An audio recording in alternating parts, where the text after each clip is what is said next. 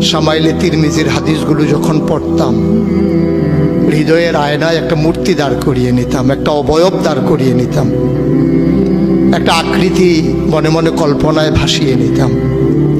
চাইতাম আমিও যদি এমন হতে পারতাম, কিন্তু যা হবার নয়। তিনি ছিলেন মধ্যম আকৃতির, সুঠাম দেহের অধিকারী একটি মানুষ। তার চুলগুলো ছিল ঘাড় পর্যন্ত প্রলম্বিত, হালকা হালকা কোকড়ানো। তিনি যখন চুলের ভিতরে তৈল দিয়ে আছড়াতেন, মনে হতো মৃদুমন্দ ঢেউ দেখা যায়।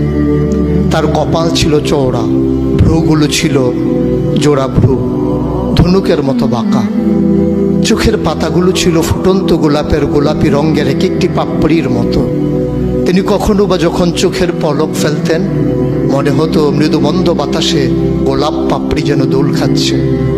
তার চোখের সাদা অংশ ছিল রক্তিমাভ সাদা, কালো অংশ ছিল কৃষ্ণ কালো। তার নাকটা ছিল খাড়া, নাকের ছিদ্রগুলো ছিল ছোট ছোট।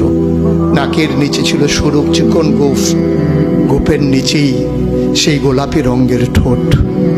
তার ঠোঁটগুলো যখন কখনো বা মুচকে হাসত, গোটা পৃথিবীর মানুষ অবাক বিস্ময়ে দেখত, গোটা পৃথিবীতে যেন বিজলি চমকিয়েছে। তিনি কখনো বা যখন এই রাস্তা দিয়ে হেঁটে যেতেন, 1 মাস পরেও কখনো যখন সাহাবা হাঁটতেন, তার গায়ের জান্নাতি গন্ধ তারা পেতেন।